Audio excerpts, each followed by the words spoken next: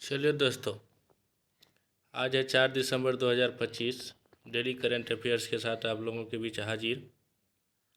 चलिए अब आगे बढ़ते हैं। भारतीय रिजर्व बैंक ने हाल ही में एग्जीक्यूटिव डायरेक्टर नियुक्त किसे किया है?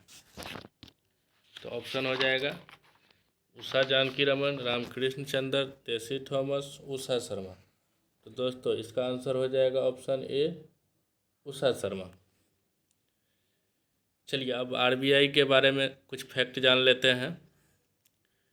भारतीय रिजर्व बैंक की स्थापना 1 अप्रैल 1935 को भारतीय रिजर्व बैंक अधिनियम 1934 के अनुसार हुई थी।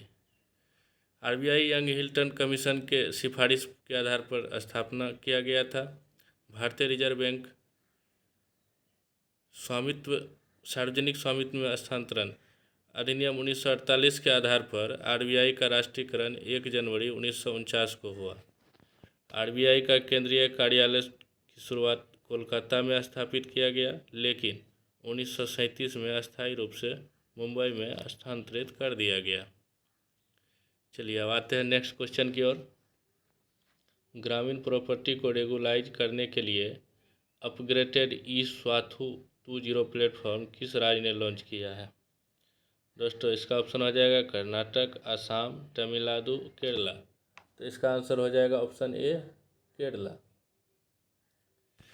चलिए अब आगे आते हैं अगले क्वेश्चन की ओर। क्वेश्चन नंबर 3, काविंद-पड़ी गुड़ पाउडर किस राज्य से संबंधित है जिसे हाल ही में जीआई टैग दिया गया है? ऑप्शन ए कर्नाटक, बिहार, तमिलनाडु, केरला। तो दोस्तों इसका आंसर हो जाएगा ऑप्शन सी, तमिलनाडु। चलिए अब जीआई टैग के बारे में कुछ जान लेते हैं। पेरिस कन्वेंशन 1983 के तहत बौद्धिक संपदा अधिकार के घटक के रूप में शामिल विश्व व्यापार संगठन के ट्रिप्स आईपीआर के व्यापार संबंधी पहलू समझौते के तहत शामिल किया गया। भारतीय फ्रेमवर्क वस्तु का भौगोलिक इंडिकेशन अधिनियम 1999 जो कि 2003 में लागू किया गया। पंजीकरण की अवधि 10 वर्ष की होती है, लेकिन इसको आगे भी नवीकरण कराया जा सकता है, मतलब फिर से आगे बढ़ाया जा सकता है। रजिस्ट्री स्थान चेन्नई, जीआई के रजिस्ट्रार, पेटेंट, डिजाइन और ट्रेडमार्क के महानियंत्रक। इसकी नोडल एजेंसी है केंद्रीय वाणिज्य और उद्योग मंत्रालय के तहत उद्योग संवर्धन और आंतरिक व्यापार विभाग। चलिए अब आगे आते हैं अगले क्वेश्चन पर। 3 दिसंबर 2025 को भारत के पहले राष्ट्रपति डॉक्टर राजेंद्र प्रसाद की कौन सी जयंती मनाई गई? 140, 141, 142, 143। दोस्तों इसका आंसर हो जाएगा ऑप्शन बी, 141। चलिए अब डॉक्टर राजेंद्र प्रसाद के बारे में कुछ फैक्ट जान लेते हैं। दोस्तों 141वीं जयंती मनाई गई 3 दिसंबर 1884 को। भारत के राष्ट्रपति ने स्वतंत्र भारत के प्रथम राष्ट्रपति डॉक्टर राजेंद्र प्रसाद को उनकी 141वीं जयंती पर श्रद्धांजलि। तो 3 दिसंबर 1884 को जेरेडाई सिवान बिहार में डॉक्टर राजेंद्र प्रसाद का जन्म हुआ। कांग्रेस से जुड़ा 1911 कलकत्ता अधिवेशन में भारतीय राष्ट्रीय कांग्रेस से आधिकारिक रूप से जुड़े। उसके बाद चंपारण सत्याग्रह, रॉलेट एक्ट, जलियांवाला बाग हत्याकांड, असहयोग आंदोलन जैसे महत्वपूर्ण आंदोलन में अपनी भूमिका निभाई। नमक सत्याग्रह 1930 में बिहार में महत्वपूर्ण भूमिका निभाई। आंदोलन के कारण कारावास का भी सजा भुगतना पड़ा। अंतरिम सरकार में 1946 में खाद्य एवं कृषि मंत्री बने। राष्ट्रपति के रूप में 26 जनवरी 1950 से स्वतंत्र भारत के प्रथम राष्ट्रपति के रूप में निर्वाचित हुए और 13 मई 1962 तक अपने पद पर बने रहे। लगभग 12 वर्षों से अधिक समय तक राष्ट्रपति बने रहे। इसके कुछ महत्वपूर्ण योगदान जैसे चंपारण सत्याग्रह 1922, उसके बाद इंडिया डिवाइडेड 1946, आत्मकथा 1946, बांकीपुर जेल में 3 साल की जेल के दौरान लिखी गई उनकी आत्मकथा, महात्मा गांधी और बिहार की कुछ यादें 1949, बापू के कदमों में 1954, आज़ादी के बाद से 1960, ये इनकी कुछ रचनाएं थी जो इन्होंने अपनी जीवन काल में महत्वपूर्ण रचना की। सम्मान भारत रत्न इनको 1962 में दिया गया और 28 फरवरी 1963 को पटना के सदाकत आश्रम में 78 साल की उम्र में डॉक्टर राजेंद्र प्रसाद की मृत्यु होगी। चलिए अब आगे आते हैं 5 नंबर क्वेश्चन पर।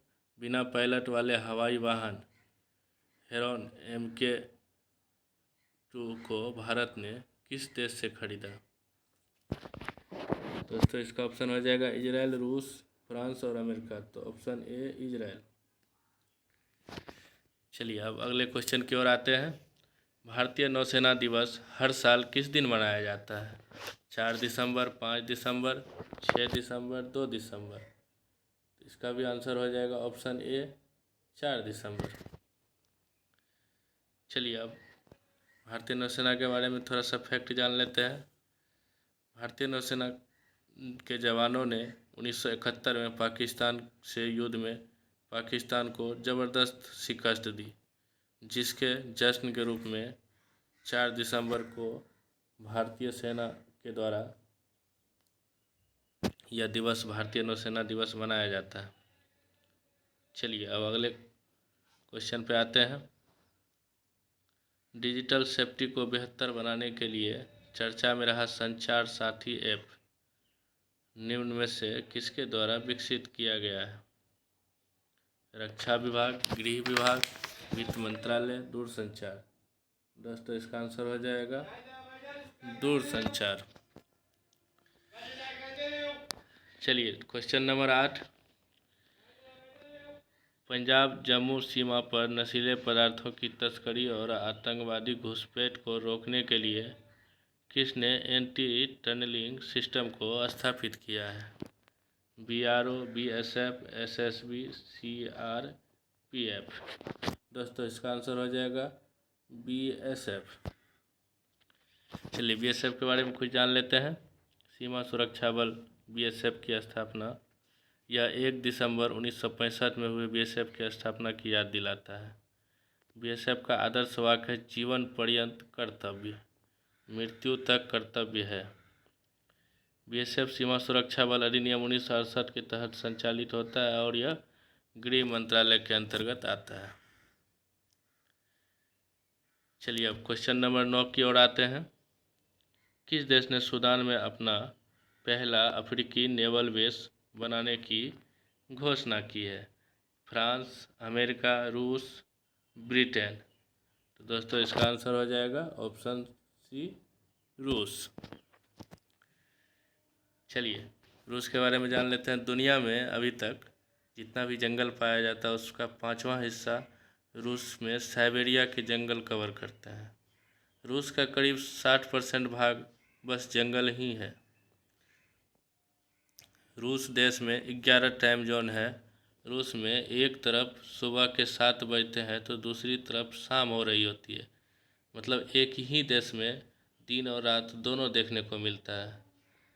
तो ये रूस की क्षेत्रफल और लंबाई की वजह से ऐसा हम लोगों को देखने को मिलता है।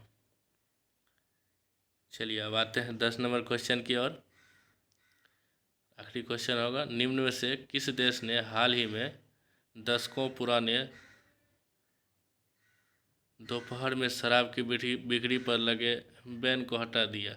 मतलब दोस्तों कहीं ऐसा जगह था किसी देश में जहां दोपहर में शराब की बिक्री पर बैन लगा था और यह दशकों पुराना है, तो इसको हाल ही में हटा दिया गया है। तो वो किस देश के द्वारा ऐसा किया गया है? Option A Thailand, option B Japan, option C Taiwan, option D Malaysia. तो दोस्तों इसका आंसर हो जाएगा ऑप्शन ए थाईलैंड। तो ऐसा करने वाला देश थाईलैंड है। आसियान देश के लिस्ट में थाईलैंड का नाम आता है। जैसे आसियान में अभी हाल फिलहाल में तिमोर लिस्ट को ऐड किया गया है, इसके साथ ही आसियान में कुल देशों की संख्या 11 हो गई है। आसियान की स्थापना 1967 में किया गया था। देख सकते हैं मैप में आप थाईलैंड का लोकेशन। चलिए दोस्तों अब आगे भारत के कुछ महत्वपूर्ण वैश्विक सूचकांक के बारे में देख लेते हैं।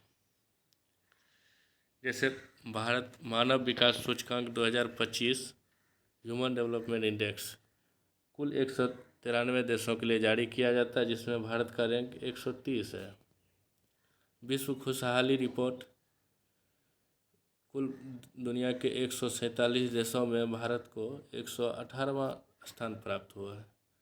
विश्व प्रेस स्वतंत्रता सूचकांक, दोस्तों हमारी देश की प्रेस स्वतंत्रता सूचकांक में अभी 180 देशों की सूची में 151वां स्थान प्राप्त हुआ है। हेनले पासपोर्ट सूचकांक 2025 199 देश की सूची में हमारे देश को 77वां स्थान प्राप्त है। ग्लोबल फायर पावर इंडेक्स 145 में भारत चौथे स्थान पर है।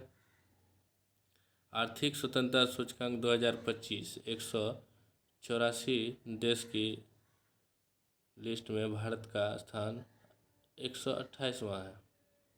वैश्विक आतंकवाद सूचकांक, भारत का रैंक 14वां है 163 देश में। वैश्विक नवाचार सूचकांक, भारत 38वें स्थान पर है। जलवायु जोखिम सूचकांक 171 देश की सूची में भारत को 6ठा स्थान प्राप्त है। जलवायु परिवर्तन प्रदर्शन सूचकांक, क्लाइमेट चेंज परफॉर्मेंस इंडेक्स, इसमें भारत कुल 63 देश की सूची में 10वें स्थान पर है। वैश्विक शांति सूचकांक 2025 163 देश की सूची में भारत 115वें स्थान पर है। हुनरू ग्लोबल यूनिकॉर्न सूचकांक 2025 53 देश में भारत तीसरे स्थान पर है। और साइबर सुरक्षा सूचकांक में भारत को 10वां स्थान प्राप्त है 156 देश की सूची में। तो चलिए दोस्तों, आज का वीडियो कैसा लगा प्लीज़ कमेंट में ज़रूर बताएं। चैनल को लाइक सब्सक्राइब कर दें और आगे ही हम ऐसे ही हेल्पफुल वीडियो आप लोगों के लिए लाते रहेंगे। धन्यवाद।